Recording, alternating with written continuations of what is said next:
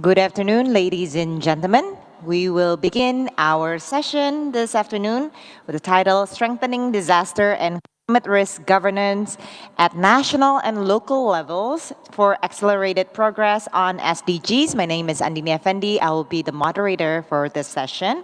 In this session, we will be discussing the importance of comprehensive climate and disaster risk management for the achievement of the SDGs, and also how to demonstrate an integrated climate and disaster risk governance, how it can be implemented and improved, and also how to overcome persistent challenges and leverage the learnings and opportunities of the COVID-19 recovery, and also how to build forward better for strengthening the integrated governance of multi-dimensional and systemic risk within and across sectors, levels, and system, and also emphasize the role of laws, strategies, and policies at both national and local levels, and multi-stakeholder coordination mechanism to enhance inclusiveness, gender responsiveness, and accountability.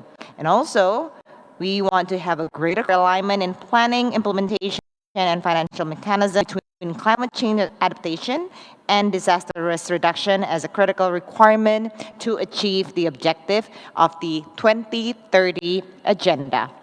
So I will have this housekeeping rules for this session. We have interpretation, as you know. We have interpretation for those watching online and follow the session in one of the 6 UN languages. You can choose the language channels in the box to the right of the video window. And also for the Q&A, we remain to use Slido. The code for the room screen is 290-3018. Again, is hashtag 290-3018. And for those who's following us online on Hopin, access the Q&A tab on the right-hand side menu on the online platform. Before we begin, let's watch this video.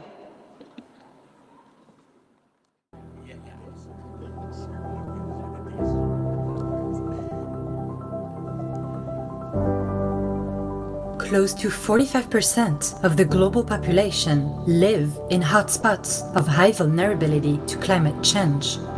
Global temperatures have already increased by 1.1 degrees Celsius. Climate disasters have almost doubled in the last 20 years, destroying lives and livelihoods. Recent evidence points to global warming of 1.5 degrees Celsius by the early 2030s. The world is heating up much sooner than predicted. Every small increase in temperature is magnifying climate risks. Extreme temperatures, floods, sea level rise, drought, wildfires. The top 6 hazards are all directly linked to the weather and climate, and therefore we could no longer continue implementing disaster risk management interventions and climate change adaptation strategies independently. As part of our coherence agenda, any new projects targeting disaster risk reduction must be reviewed against climate risk management indicators, because by managing climate risks, we are automatically reducing disaster risk. The magnitude and rate of climate change and associated risks depend on near-term mitigation, adaptation, and risk-reducing actions. Risk-informed planning can avoid the creation of new risks and maladaptation. Disaster risk reduction and climate change adaptation must go hand in hand.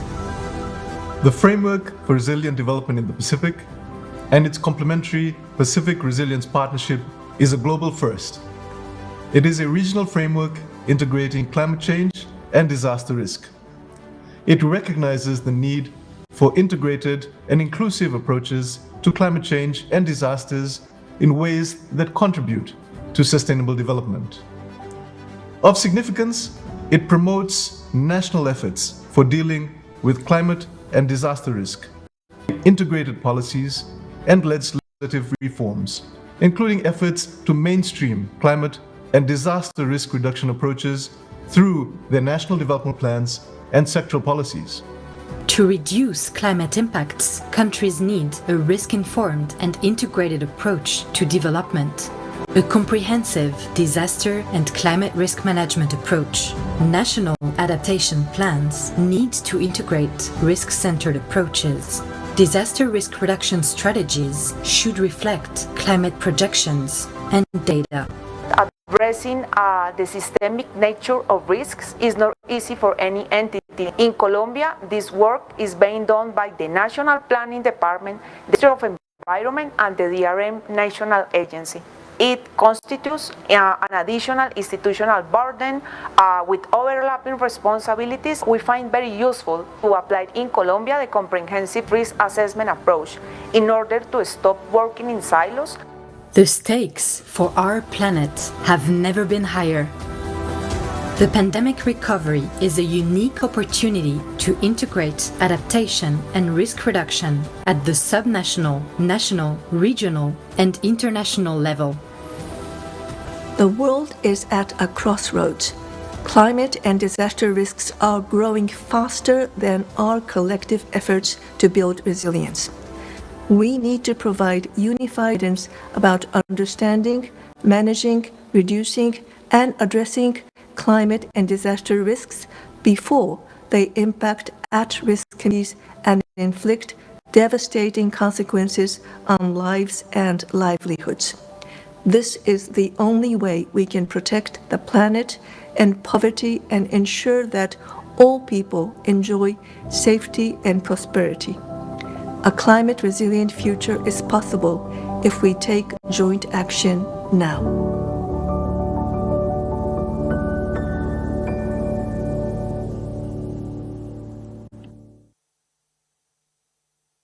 We begin. I will present you the keynote speaker for this session, Mr. Selwyn Hart, the UN Assistant Secretary General for Climate Action, Executive Office of the United Nations. The stage is yours, Mr. Hart. Thank you so much, Madam Moderator, and I hope it's fine if I speak from here. This entire event could not be held at a more opportune moment. We're 6 months after COP26 in Glasgow, and we have 6 months to go before COP27 in Egypt. And when we left Glasgow some 6 months ago, we left Glasgow with some sense of optimism. In fact, the Secretary General called it naive optimism. Because despite the challenges that the world faced at that time, we left Glasgow with some degree of hope. In Glasgow and the Glasgow Climate Pact, it recognized the enormous gaps on mitigation, on adaptation, and on finance, but it also prescribed a number of actions that needed to be taken in line with the science to close those gaps. And since Glasgow, a lot has changed. And we've also received the verdict of the global scientific community, our colleagues from the IPCC. And what we've been told is that we need to pursue reducing emissions, and we need to pursue protecting people and safeguarding livelihoods with the same degree of urgency and ambition. On the 1.5 degree goal, by any measure, we're way off track. As it relates to adaptation and resilience and protecting people and safeguarding livelihoods, it quite frankly remains the negative half of the global climate equation. Only 20 to 25% of climate finance flows to adaptation and resilience, despite increasing impacts on every continent, in every region, and in every country. And we're seeing it right before our eyes. The most startling finding to me in the IPCC's recent reports was that current levels of warming, if you are living in Central or South America, in Central, East or West Africa, in South Asia, or in a small island developing state, you're 15 times more likely to die from a climate impact. 15 times more likely to die from a climate impact. And persons and individuals and countries in those regions, we know, have contributed the least to the climate crisis. Africa, for example, has contributed in terms of historical emissions around 2%. Yet these countries are on the front lines of a crisis that they did not cause. And this is why the Secretary General really has prioritized ensuring that adaptation and resilience and protecting people and livelihoods from the ravages of the climate crisis, that it is treated on equal footing with others to reduce emissions. And this was the genesis behind his proposal, which was announced on World Meteorological Day on March 23rd this year, to ensure that that we provide 100% early warning coverage to every single person living on this planet over the course of the next 5 years. You heard the geographies that I mentioned and the regions who are part of the global hotspots. 1 out of 3 persons don't have access to an early warning system. And those persons are primarily in the least developed countries and the small island developing states. And in Africa, 6 out of every 10 persons, or 60% of all persons living in Africa, don't have access to an early warning system. So we have a moral imperative, really a moral imperative, to ensure that we protect those and safeguard their livelihoods, those who have contributed least to the climate crisis. So if there's one outcome that needs to emerge from this global platform, is our full support and your full support to this initiative and this effort from the Secretary General. We have, as I said, a moral imperative to protect those that have done least to put us in this situation or to cause the climate crisis. But we also have an economic imperative. We know that if we invest in early warning systems, we know that if we invest in adaptation actions early, it will not only save lives, but it will also safeguard livelihoods. An early warning system, or 4 hours of early warning ahead of a heat wave or an extreme weather event, results in 30% of all costs. So, as I said, we need your endorsement and your full support of this initiative. And finally, I know my time is running out, Madam Moderator. I just want to make 3 very simple requests to drive ambition and action around this initiative. 1 is to support the leadership of the WMO and UNDRR, who will be spearheading this effort. And they will bring the entire UN system and other partners together around this important initiative of the UN Secretary General.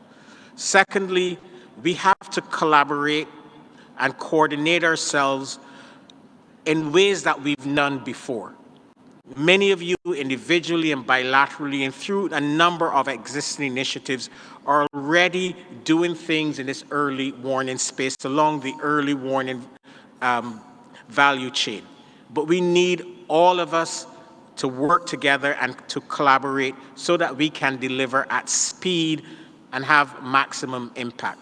And third and finally, there's a massive trust deficit between the developed world and the developing world.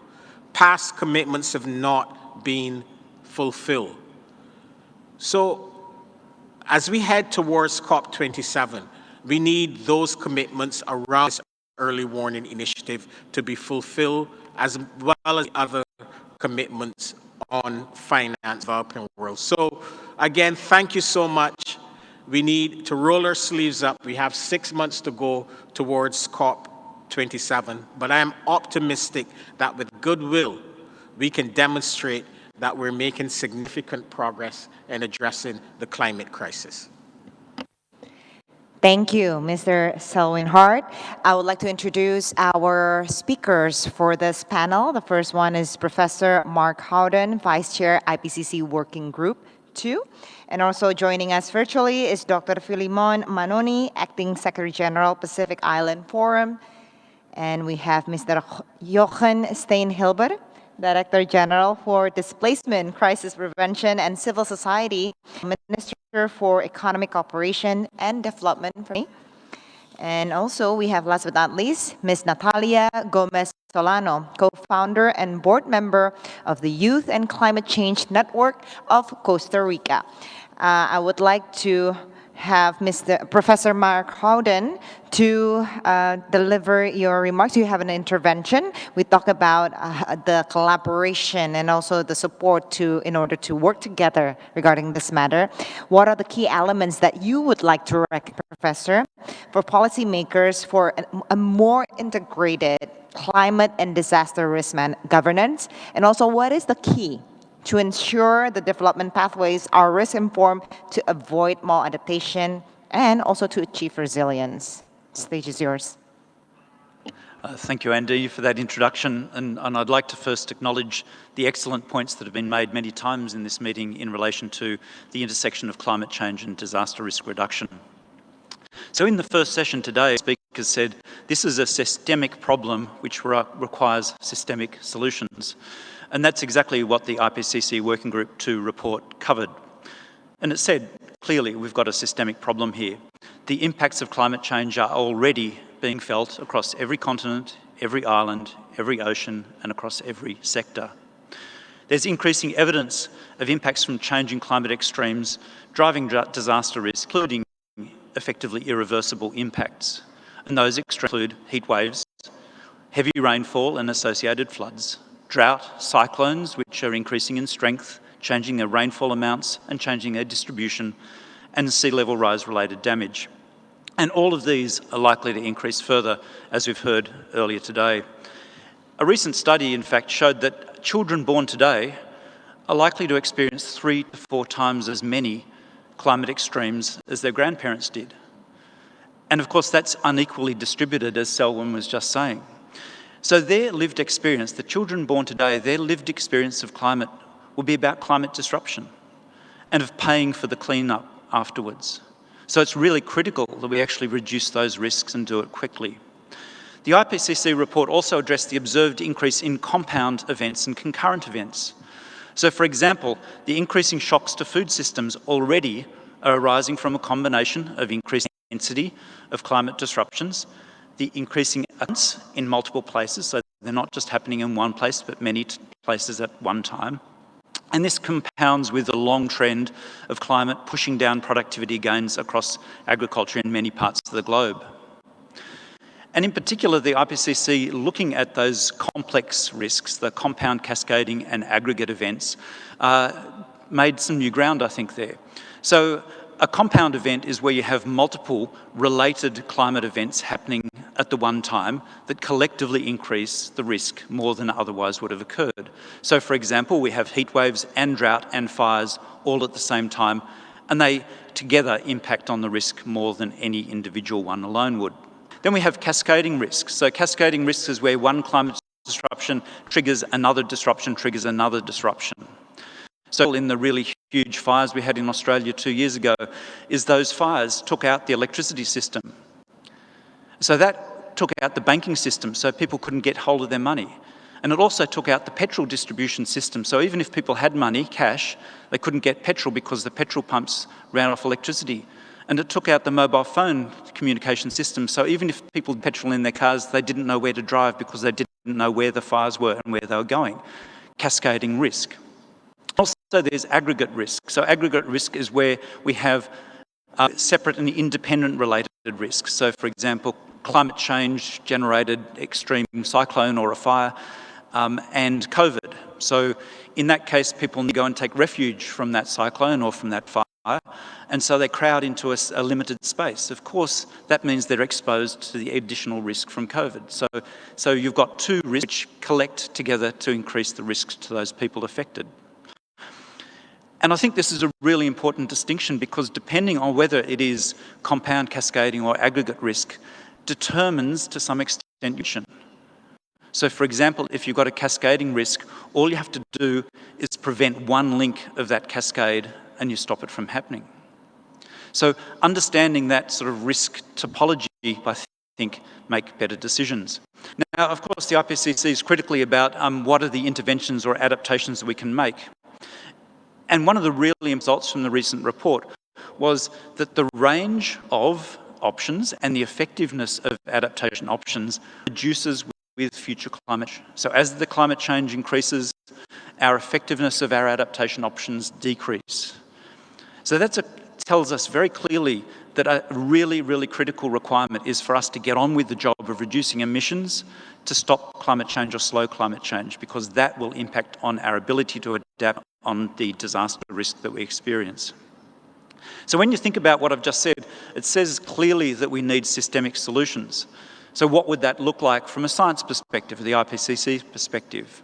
And those elements include a clear understanding of the changing climate risk and how they will evolve in the future, an understanding of the pathways to adaptation, often building on what's already been done, but at the same time opening up space for new options to be considered, because we will enter new climates and we will develop new adaptation options which currently aren't on. And we need to build the enabling conditions to accelerate and sustain implementation. And that includes political commitment and follow through. A pretty significant comment for an entity like the IPCC to make, that political commitment and follow through is actually crucial in terms of getting climate response. Effective institutional frameworks, policies, and clear goals and priorities, often they're muddied. Mobilisation of and access to adequate financial resources. We just heard say that this is inadequate in terms of adaptation. In fact, the IPCC's number was between 4 and 8% of the climate finance was actually going towards adaptation, a tiny, tiny fraction. We need effective monitoring and evaluation so we can learn more effectively. We need inclusive governance processes to bring young people, particularly, but people more generally, their values and knowledge into the processes so that those people own the solutions, not just for next year or the year after while the project continues, but on an ongoing basis. And of course, we need to link the adaptation response with the emission response and with the achievement of the broader Sustainable Development Goals. And that's what the IPCC calls climate resilient development, and every one of the IPCC reports in this cycle dealt with the connection of climate and resilient development. And the key message from the IPCC in that sense was we cannot achieve sustainable development without climate action, and we cannot get adequate climate action with adequate sustainable development. And the same applies to disaster risk reduction. And lastly, climate resilient development, which harnesses synergies and reduces trade-offs between emission reduction and achievement of the Sustainable Development Goals, is enabled when governments, civil society and private sector make inclusive development choices that prioritise risk reduction, equity and justice, when decision-making processes, finance and actions are all integrated across sectors, levels and timeframes. In other words, a rapid and systemic response. Thank you. Thank you, Professor Howden. As we hear from Professor Howden and also the ASG Self and Heart, how they have set the stage to a more grounded to share experience and also perspective. We would like to hear more on a national and a regional and community levels, how it's done in their respective countries. So now I would like to give the screen to Dr. Philemon Manoni, Deputy Secretary General, Pacific Island Forum. As we know, the Pacific is considered an innovator on integrated climate and disaster risk management approaches. We hear, Doctor, from your perspective, which governance arrangements have enabled the implementation of a comprehensive risk management strategies and plans at country level, and how have those been supported from the regional level, and what learning can you share to other region? Which institutional and capacity or governance challenges have hindered the implementation, if any? The screen is.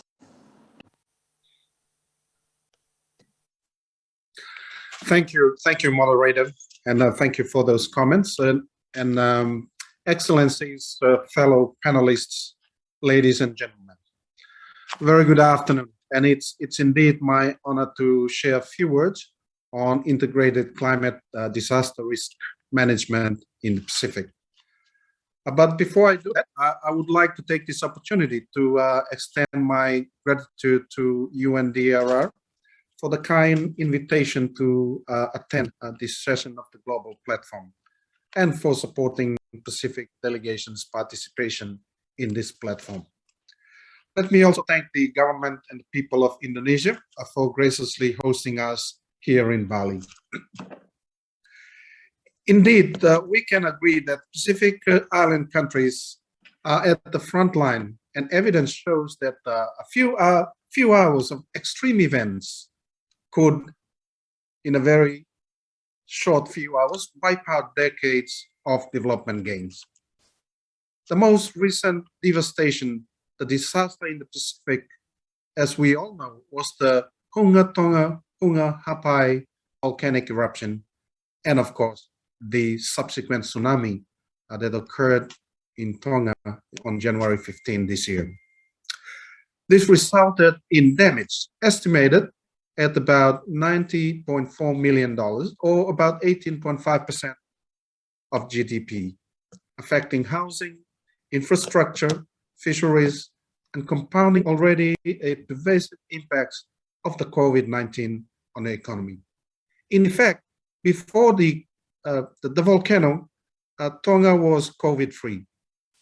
And after the volcano had erupted, and the activity to provide this humanitarian effort and so forth.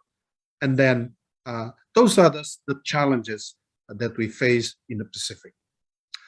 But friends, I have been asked to, by the moderator, to share our Pacific experiences in relation to governance arrangements for integrated climate and adaptation and disaster risk reduction. The Pacific's governance experience with integration is occurring on a number of different levels.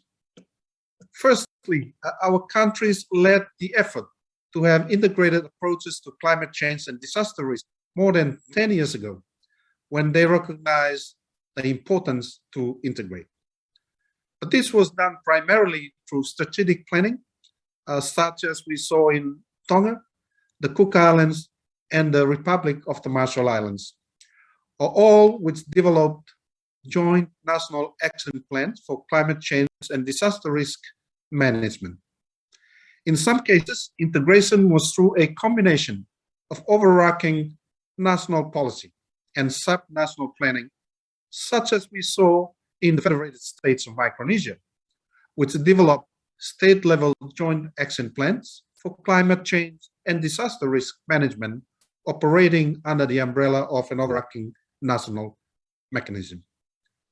In Vanuatu, the main emphasis was through the establishment of institutional coordination arrangements for integration through the establishment of a National Advisory Board for Climate Change and Disaster Risk Management. But secondly, as a regional response to these initiatives, the Pacific Island Forum leaders endorsed the Framework for Resilient Development in the Pacific and its attendant enabling mechanism, the Pacific Resilience Partnership, in 2016 and 2017, respectively. Our leaders have also endorsed the establishment of an innovative, a small grants facility to build resilience. What we know, or what we have as the Pacific Resilience Facility. We are working together with the Office of the UN Secretary General, and it's good to see Ambassador Hart today. And we will plan for a pledging event at the appropriate time. The combination of such efforts has helped lay the foundation for a more strategic and consistent approach to comprehensive risk management within the context of how our small island countries address their development aspirations. New tools and guidance have emerged to support the integration of climate and disaster risk in the context of development. For example, in Fiji, efforts are progressing with a climate budget tracking tool that will enable greater transparency and accountability in the use of climate change and disaster risk funding. In Tonga, climate and disaster risk mainstreaming, disaster risk financing, and climate financing have gained momentum through a resilient and development finance and aid management division under their Ministry of Finance, which is now positioned to co-lead the resilience effort and complementing the work of technical and sectoral agencies. And this is also the case in the Solomon Islands, where the Ministry of Finance has established a unit to coordinate and manage the climate change finance and disaster finance efforts. Although countries have undertaken further institutionalization of this integration ethos, the challenge remains. The challenge now is to maintain that consistency of effort. There continues to be institutional and capacity issues. There is no question about that. So our governments are challenged to retain skilled, and turnover could be significant, resulting in loss of critical institutional memory that is so critical. On another level, the continued silo nature of the global approach to climate change and disaster risk discourse translates to the duplication of exactly that at the national level, which our capacity-constrained bureaucracies are often challenged to coordinate and manage. These separate efforts to develop national climate policies and plans, as well as disaster risk reduction plans, is a good example. But how do we deal with this and provide meaningful support at the regional level? Well, through the Pacific Resilience Partnership, there has been a noticeable improvement in the coordination of the various resilience building initiatives. A range of technical working groups under the banner of the Pacific Resilience Partnership are now in existence to strengthen coordination and collaboration and the synergy efforts amongst the partners and our countries. An example that the Pacific Island Forum Secretariat is actively involved with is the Disaster Risk Finance Technical Working Group, which brings together countries and partners to provide capacity support in areas linked to financial protection against disasters. We have also developed tools such as the Pacific Resilience Standards to provide guidance in the implementation of the FRDP. Going forward, if we are to do better in the governance of risk in the future, then we need to consider a number of things, important things. First, a shared vision of resilience that is owned by all, and it is backed with political will at the highest level. Second, continuously examine and adapt our systems and processes and bring about greater efficiencies so that the burden of continuity and sustainability is easier to bear. Access to robust and contextualized data and information in decision-making is also crucial. So the Sendai Framework Review will be a useful litmus test for all of us in terms of where we are and how we have progressed. We also intend to review the progress against the FRDP in 2023. We want our leaders to have a clear understanding of what we can address better, and then address the challenges for us to do better going forward. And I thank you, moderator.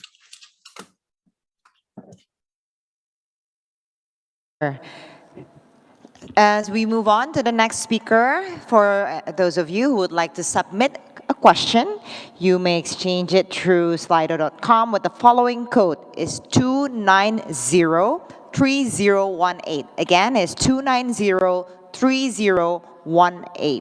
For the online audience, can submit question through Hopin. Now we move on to Mr. Jochen Steinhilber. I try to pronounce your name correctly all the time, so my German is getting fluent. So German, as we know, is the leading and also supporting some innovative instrument and also mechanism on climate action. Perhaps you can share with us what are the key steps for Germany is taking to use official development assistance as a key means to promote integrated governance of disaster risk reduction and climate change adaptation. And also, what are the top priority as the G7 presidency as it relates to adaptation and resilience? And this is probably also very important. How can donors and international community work better to contribute towards more integrated financing mechanism for disaster risk reduction and climate change adaptation? The stage is yours.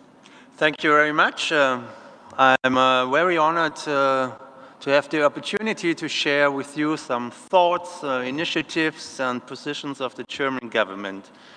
When we talk about strengthening disaster and climate risk governance, integration is really the key element to progress on SDG achievement. Mainstreaming risks deriving from climate change, but also from other risk drivers into budgeting and planning is crucial. We need to use existing institutions to the best extent possible to avoid any further fragmentation at the global, the national, and the local level. And Germany applies the comprehensive risk management here. This approach unites our efforts implementing the 2030 agenda, the Paris Agreement, as well as the Sendai framework, and enables synergies. And this means, of course, also breaking the silos. And rather than pursuing individual measures, comprehensive risk management combines effective instruments for climate change, adaptation, disaster risk management, social protection, and transnational development assistance. And amongst the multilateral institutions, UNDRR and the World Bank's Global Facility for Disaster Risk Reduction and Recovery are our key partners for mainstreaming this approach. And regarding our G7 priorities, Germany is among the largest donors to international climate financing and aims at balancing finance, and we had this already here on the panel, for mitigation and adaptation, as both are equal importance. And this is really very important for us in the government, that we make an equal importance to both adaptation and mitigation. Germany is also working to ensure coherent implementation of the various international agendas. We support the Ensure Resilience Global Partnership, the Global Initiative on Disaster Risk Management, the CRUISE Initiative, the Initiative for Climate Risk and Earning Systems, and the operationalization of the Santiago Network for Loss and Damage. Building on the Ensure Resilience Global Partnerships, and we already heard that in another panel, efforts to enable faster and better disaster response and to close the financial protection gap in vulnerable countries, we are mobilizing support under our G7 presidency to work towards a global shield against climate risk. That is the existing title at the moment, and have made a first announcement in this regard together with our G7 partners at the Development Ministerial last week. The aim of this initiative is to foster more systematic, more coherent, and more sustained financial action against climate and disaster risks. And to achieve this, our proposal is to jointly strengthen the global climate and disaster risk finance and insurance architecture. And the three, or perhaps the global shield, is best explained with three core elements. First, a strengthened global coordination structure, which will ensure also global cooperation and facilitate demand-driven in-country processes to provide comprehensive risk financing packages. Second, a global, flexible, and collaborative financing structure, which will channel financial and technical support to those country packages, especially supporting most vulnerable countries. And third, address affordability barriers by significantly scaling up premium and capital support, building on principles for sustainability, impact, fairness, and efficacy. We invite all you to join, of course, us in this important initiative for the sake of reducing climate and disaster risks more effectively. And let me also mention another point that under the German presidency, the G7 just endorsed a statement on strengthening anticipatory action that leads the way towards more proactive, forward-looking humanitarian assistance. With regard to your last question to integrating financing, Germany is actively working with other donors to improve access to finance. This is a very, very important point, as there is growing evidence that pre-arranged finance can enable faster and more effective assistance. We have in Germany, we have a proverb which means, which goes like that, you have to make friends before you need them. And in a kind of that way, this is the same for finance. When a disaster strikes, pre-arranged solutions ease the burden put on affected communities, they lower economic costs and reduce fiscal impacts. We need to strive towards more alignment and integrated financing approaches to enhance this. And I want to emphasize here, communities, and we already heard that, and I guess you will tackle that also. Communities and administrations in fragile or even volatile contexts face an additional burden when struck by a disaster. We all need to think about how can we better support those already struggling in difficult circumstances better. Only if we address the increasing number of fragile contexts successfully will we be able to achieve also our global agendas. And therefore, we also need to stress the benefit of prevention, of course. We must create incentives for disaster preparedness and encourage also countries to address hazards in advance. And therefore, we support also the already mentioned support initiatives like African risk capacity, and it links financing for preparedness with obligatory preventive solutions, thus encouraging also countries to deal with disaster risk as early as possible and invest in preventive actions. So I hope I could share some of the insights and positions of the government with you, and back to you, Andini. Thank you very much. Thank you, Jochen. We will have the Ms. Natalia Gomez to share her perspective, the importance of integrated disaster and climate risk governance, and also the key challenges, according to you, to integrated approach to reduce or adapt climate change.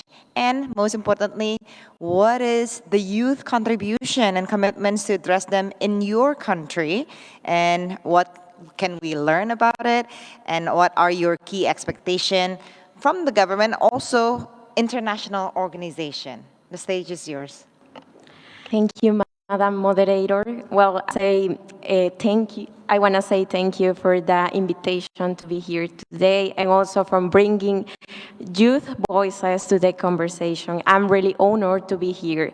Well, I would like to begin with a question. How many people here have been involved into projects that we call climate adaptation? Could you please raise your hand? Okay, and then how many people have been involved into projects that we call disaster risk reduction? Could you please also raise your hand?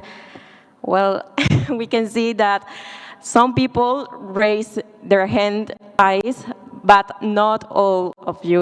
So here I want to say, like, why are both issues being separated? And it's because from a youth perspective, we know that climate change increases frequency, magnitude, and extension of hydrometeorological events, causing disasters.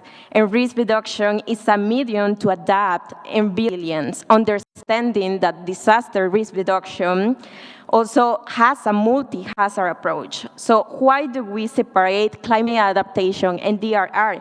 In a youth head, it doesn't make sense to look at these two agendas separately, as the objective is quite the same: to reduce vulnerability, to reduce loss and damage, to build resilience, and also to respond to the needs of the most vulnerable communities and populations. More than duplicating efforts and working separately, it is an urge to boost efforts to attend climate events. And at the same time, it's an urge to define clear goals in climate adaptation. Otherwise, the implementation of various and separate governance structures and actions according to territory experiences confuses the actors and making even more difficult the process of governance and community empowerment. Although there are various efforts to reduce the gaps between climate adaptation and disaster risk reduction, there are still several challenges.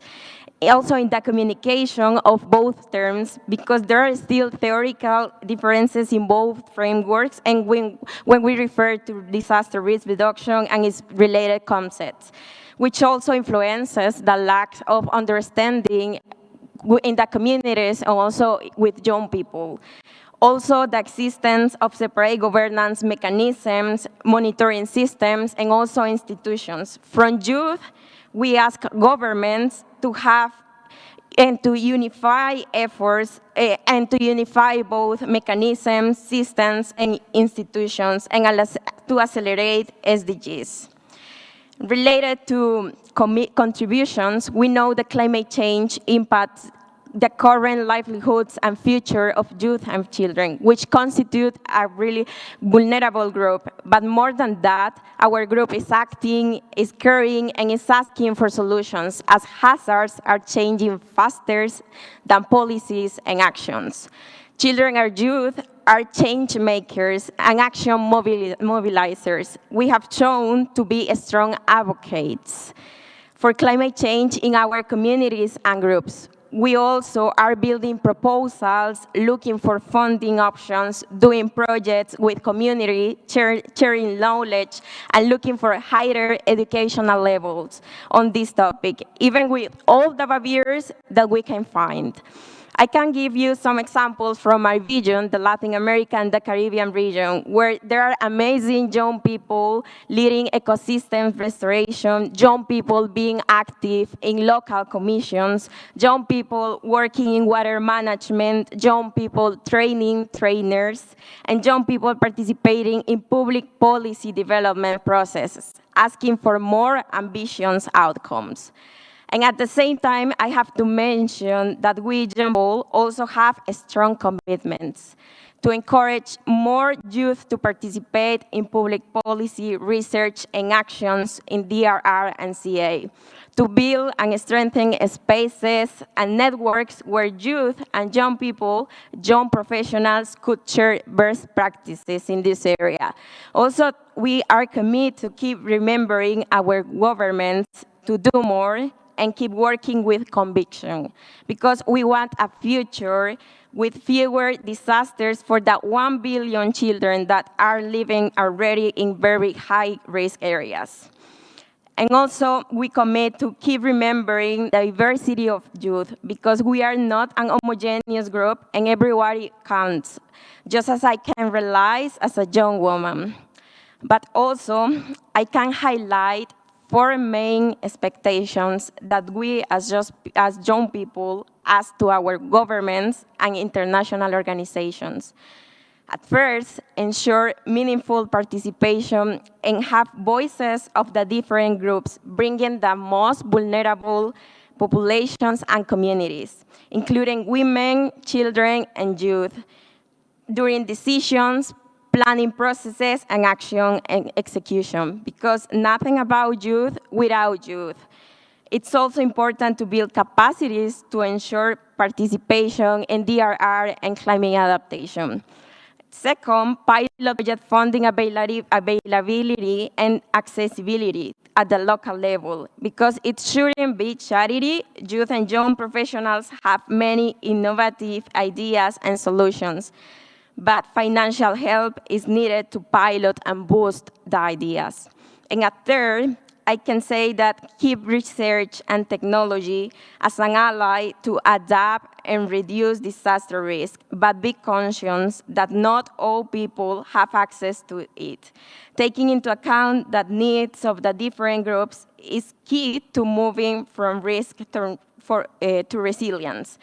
And well, I wanna end that with the, we ask to governments to coordinate agendas and stop doing the efforts separately, because we have the same goal, so we need to unify it.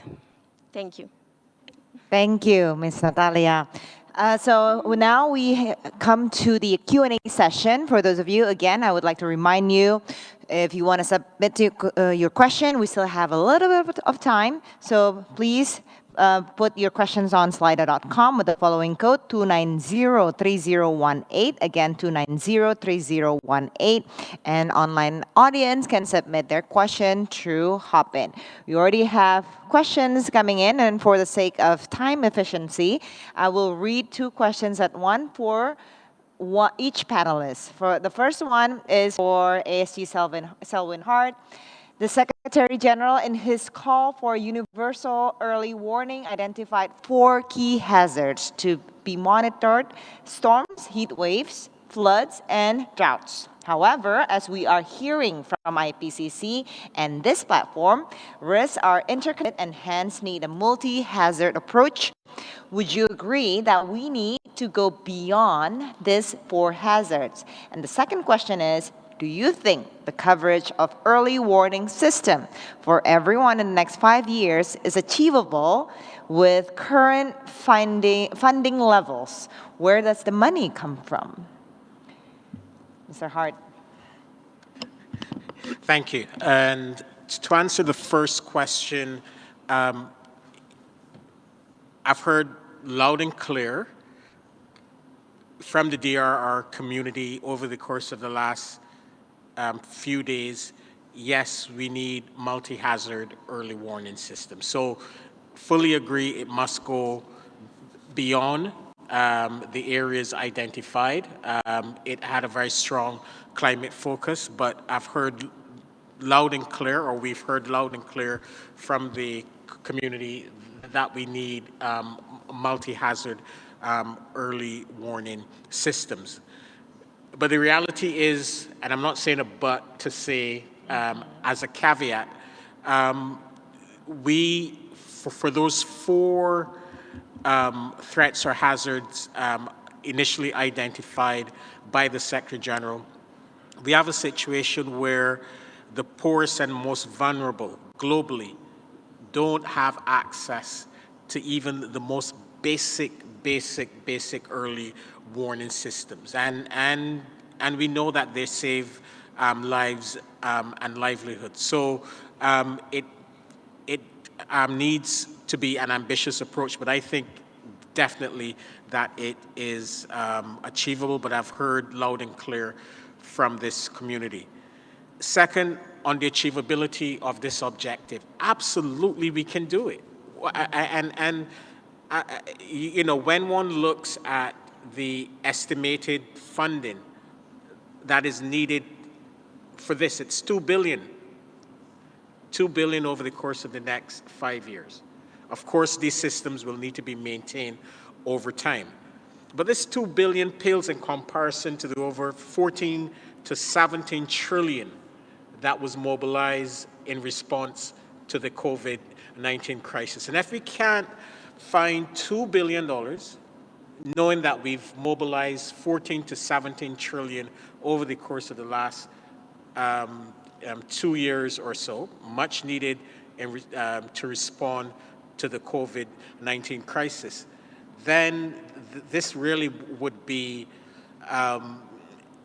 the ultimate betrayal of those on the front lines of the climate crisis. So we must absolutely find the will, and there is really a good foundation on which to build on. We have many existing initiatives like the Cruise Initiative, the REAP Initiative that was launched at the Secretary General's Climate Summit in 2019.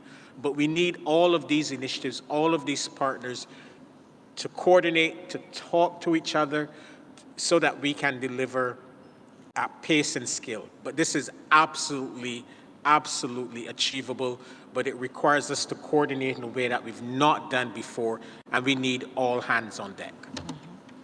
Very well. Move on to Professor Howden. It has been noted that linkage of DRM and climate governance is adaptation for building resilience. How can we facilitate countries to develop their national adaptation plans that integrate disaster risk? Professor. Thanks very much. So I think one of the key messages we've heard here is that there are some fundamental elements, including what Selwyn just talked about in terms of, say, forecasting systems, early warning systems, which are pretty fundamental. And similarly, we actually need not just to have climate warning systems, but ones which are integrated into information on the ground. So for example, a big storm that may cause a flood if your soil is already saturated by previous storms, if the circumstance would be very different if the soil wasn't saturated. So you actually have to know something about the state of your system as well as the state of the climate. And so we need to understand those physical and social and other elements that actually constitute the state of the system, which then gives us an understanding of exposure and vulnerability. And so we need to have more than just a climate system here.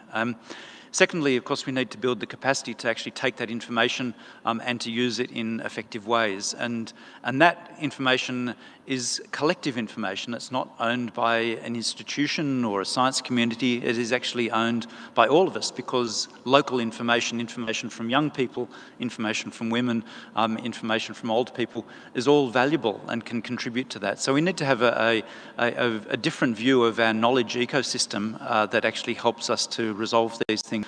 And lastly, of course, there's crucial issues in terms of finance, just supporting the people on the ground, giving them career paths to actually engage in this on a long-term basis so they develop their capacity, and putting in place the systems and mechanisms that will actually make these delivery systems viable in the long term. Thank you, Professor.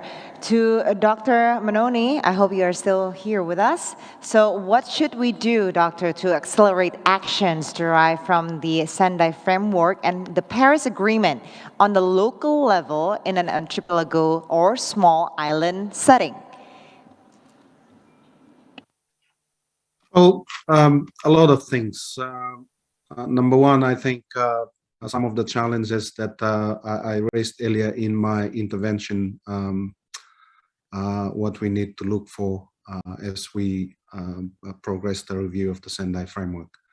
But from the position of small island communities, it is a huge challenge, no doubt, for us. As I said earlier, we are at the front of the issue, and issue that had been brought to bear upon us by others.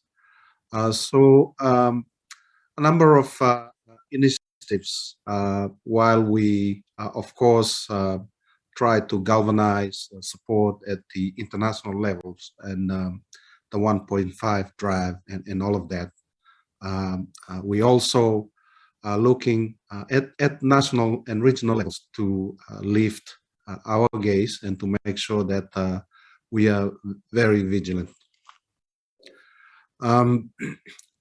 We have a number of challenges, and they don't only come in the customary or the traditional form of challenges, but nowadays and in this I think in the contemporary Pacific, this has sort of mutated a little bit. Of course, the climate risk is perhaps the most obvious one, but we are also challenged in terms of other issues. For instance, at the moment, we are hearing that others are designing Indo-Pacific strategies for us and to roll that out in the Pacific. At the moment, about 5 different Indo-Pacific strategies that are going to be rolled out. But we want to manage our region in the way that we know. And as such, our leaders have tasked us to develop for ourselves a 2050 strategy going forward that will capture our priorities, our challenges, our risks going forward. So what I was going to say is that the traditional, not only the traditional risks, but the increasing interest in the region is distracting us from our core priorities in terms of addressing that effectively. But if you look at the region now, there's a lot of high-level delegations crisscrossing the region at the moment because of those issues.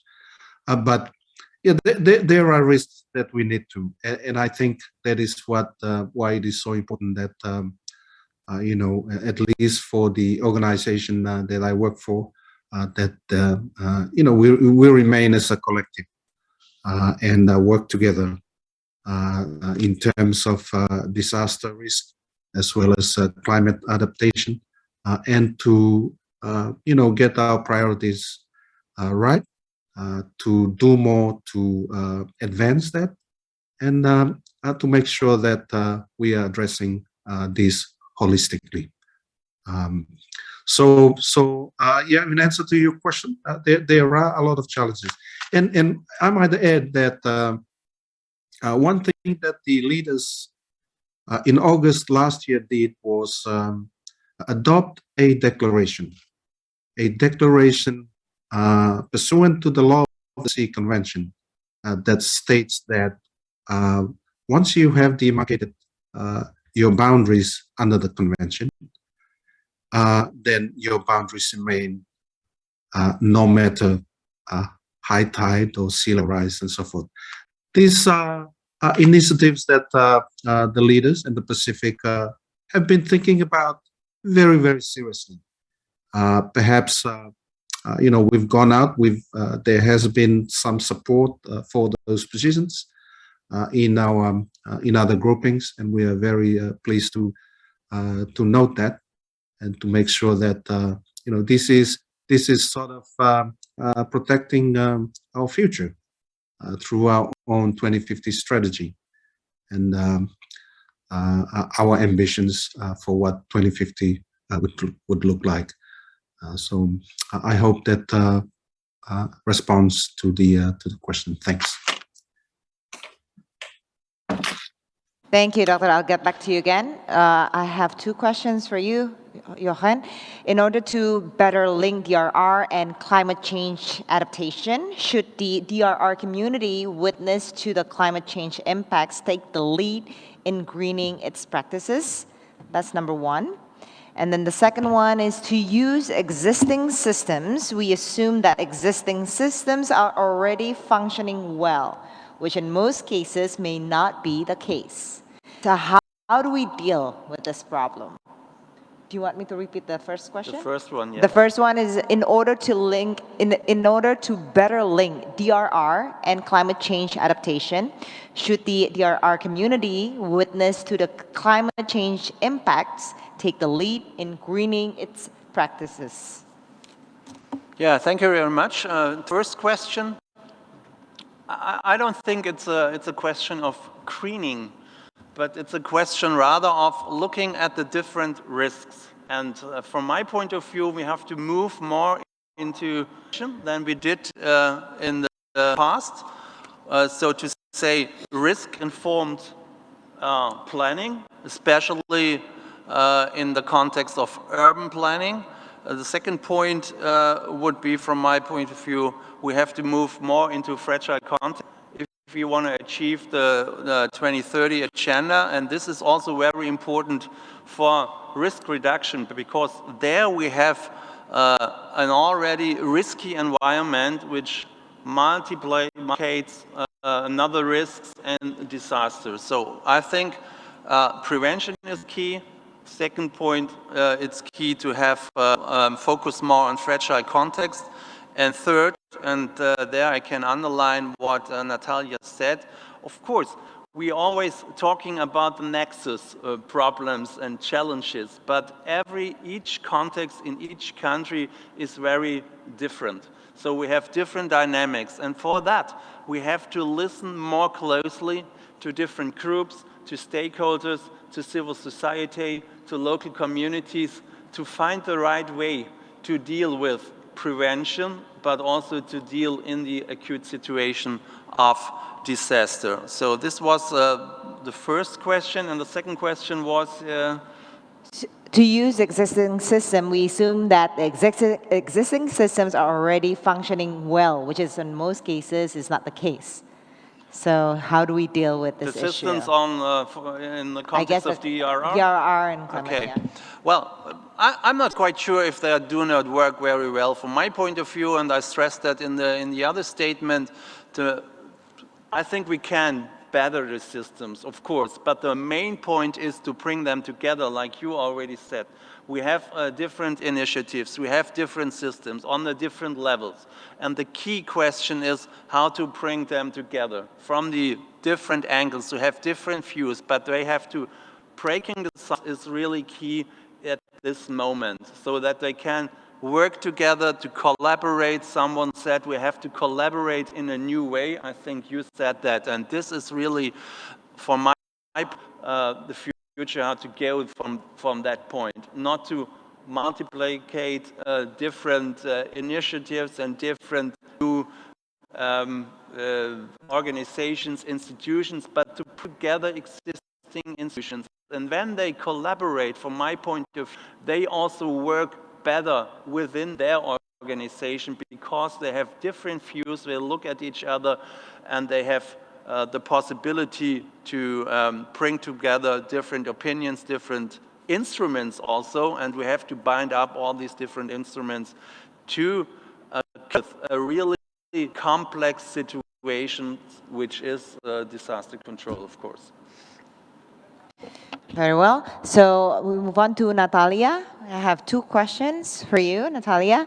So you rightly mentioned to increase participation of youth in disaster risk reduction and climate adaptation. So how can we do that in practice?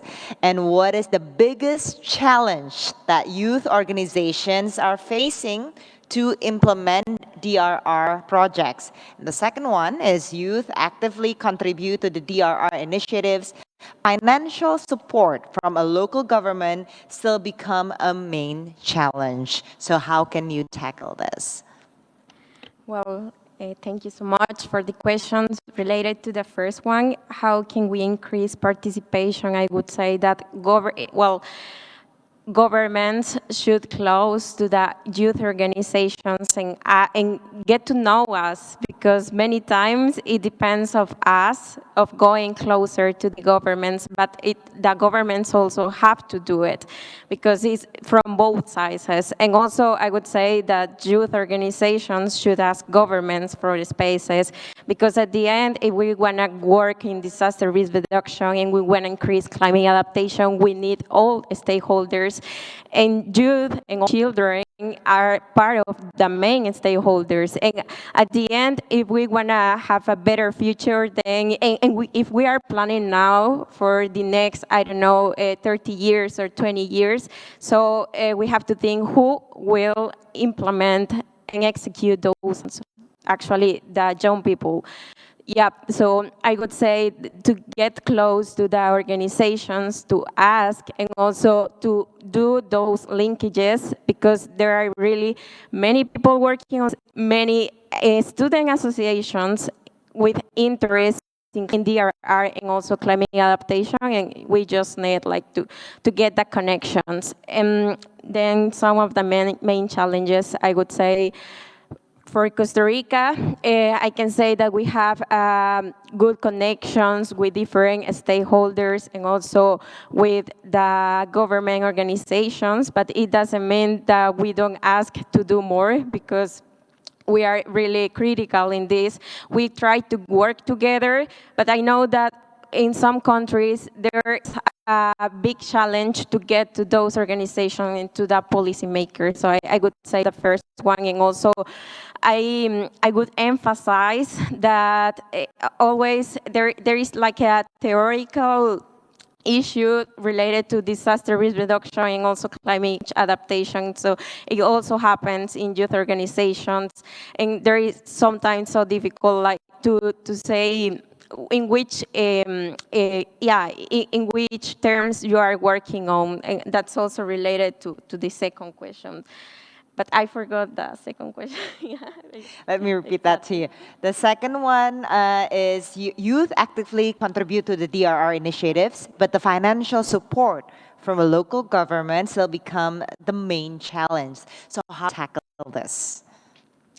Actually, I also have that question because it's really difficult, and it's one of the main challenges with as youth have. But I can say that from my experience, we are working and trying to do linkages with private. We are also trying to do linkages with international organizations and to unify efforts with existent networks and other NGOs. So that's the way. But also, there are some countries, actually in Latin America and the Caribbean, where the government also works with NGOs to do more in DRR and CA. Yeah, so much. Thank you. I think it will be like a never-ending conversation regarding that issue. So, okay, so we move on. We still have a question for Jochen and also for Professor Howden and Dr. Manoni. To Jochen first, what is the main recommendation from the German government to engage local authorities into alternatives that they are promoting as the resilience?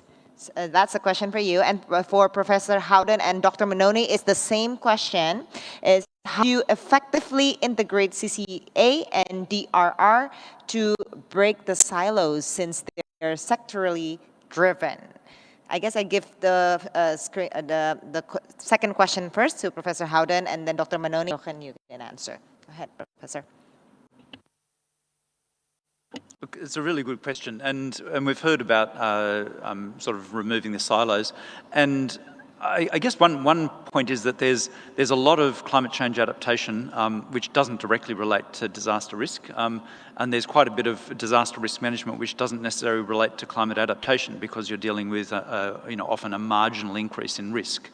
And so I think what we need to look for is the overlap and the synergies between the two, where you can effectively do double duty, where dollar spent or an engagement process with the community can actually benefits in both respects. And what we really particularly need, I think, and this relates to a previous question, is we actually need to have our systems, both patient systems and disaster risk reduction, fit for purpose. And in a changing climate, we're going to continue to deal with unprecedented conditions. And a lot of our existing risk management systems are based on historical assessments of risk, and they get overwhelmed when the new circumstances arise, where you get floods which are way beyond the previous flood levels. And in some respects, what we find then is an increased vulnerability, because once that river goes over the top of your existing levees, you've got essentially unprotected and unrisk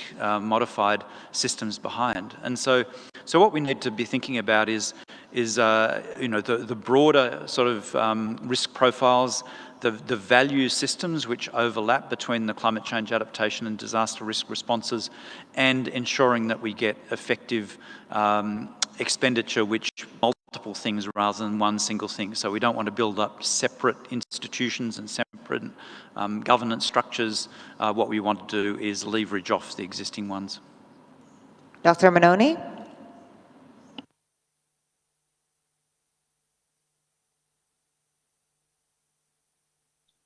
Thank you. I think I probably say this. I mean, if we want to be really successful in our integration efforts at national level and regional level, for that matter, a number of key points that I think I can highlight, and I did run through them in my remarks earlier.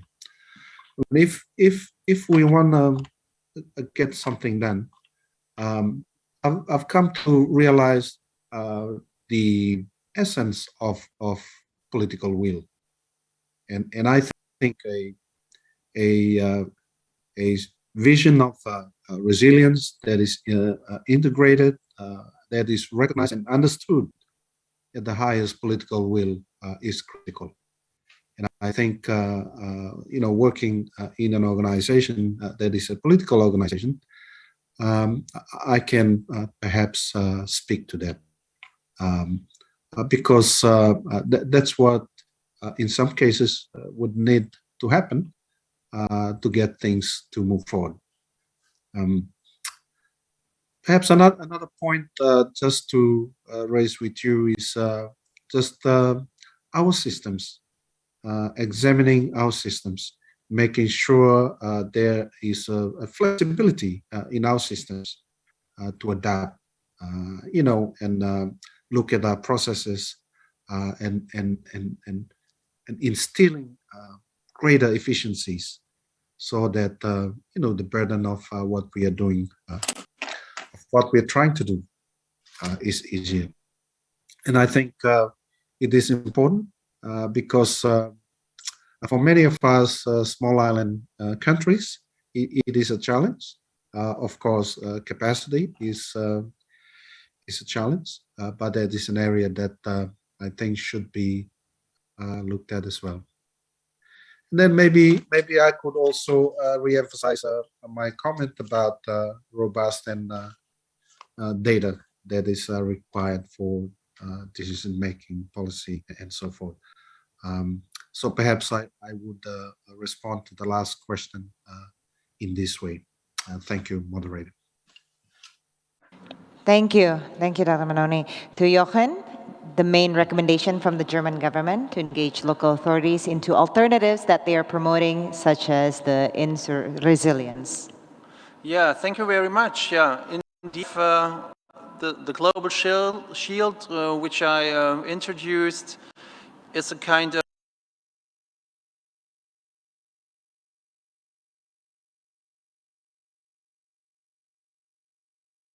these are no scale we want to have them. So the idea is, with our initiative and the global shield, to scale it up. And now we have the proposition was very well received by the G7, and now we have the mandate, and then we come up at the COP27 with new details and more substantive. But the point is really that we have to make this global shield, of course, appealing governments, but also, of course, for local authorities, so that it's an interest and attractive instrument. And we already have seen in the last years that the kind of these instruments, besides from traditional financing, always financing after loss, that these new instruments have proven to work, and that they are appealing really to governments and also to local authorities. So we are really in a good mood that we can provide there with our partners, with you, hopefully a good and new instrument on a scale which makes really a difference. Very well. So we have a lot of questions coming in. Unfortunately, time has always been our enemy, so we cannot include all of your questions. We would like to thank all of these inspiring and also very insightful questions for our panel. But however, we already have to wrap up the session, and I would like to give the final question to all speakers. What would be your key expectation from COP27? As we know, we're 6 months away from COP27 in Cairo as relates to resilience building, and how do you see the growing role of the DRR community in climate processes? I'll begin with Dr. Manoni first. Dr. Manoni, you have the screen. Thank you. Thank you, moderator. Well, we came out of Glasgow okay, but not really okay. I mean, there are some issues that, for instance, the Pacific we're working on. Did make some progress at COP26 in Glasgow, but a lot of work that yet remains to be done. So I think for us who sent political climate champions to Glasgow to advance 5 key areas of priorities that the Pacific is working strongly for. Loss and damage, for example, is one of those. And so our hope for COP27 is that we will finally be able to make some good and real progress, and also to bring into fruition other of these obligations that remain unfulfilled by the polluters. And so, I mean, in a very general way, I think from the perspective of the Pacific is to pull what we were able to progress at COP26, hopefully across the line in Egypt. But of course, that can't be done alone. We are also looking to our partners on the global stage to work with us, and also to support the work we do. For we do have a lot of mutual interest. We have a lot of same positions on all of this, and particularly our groupings. We hope that we can leverage on these different platforms going into COP27 and be able to pull off some of these very difficult and dislodge some of these very difficult items that we want to have as we want to achieve going forward. And I am also very hopeful with the bringing in of the oceans into the IPCC process is an area that is also very important Pacific. So in a nutshell, yes. So I hope that we do go to Egypt and then be able to achieve some of the to leverage on some of the progress at Glasgow and then come back home. Thank you. Very well. Thank you. Thank you, Dr. Manoni. Next is Natalia. Well, actually, my expectation related to COP27 is like, as I already said, it's an urge to define the GGA, the Global Goal on Adaptation, and also unify it with the DRR agenda, because I think that there is a lot to do and discussions take longer, and there are different perspectives, but at the end, we don't even know how to count.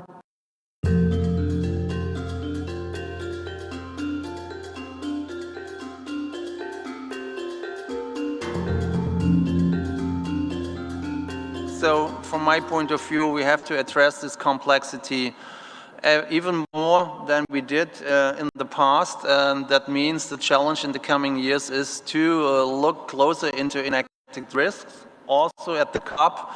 And also, of course, I already said that in the context, fragile and conflict-effective context.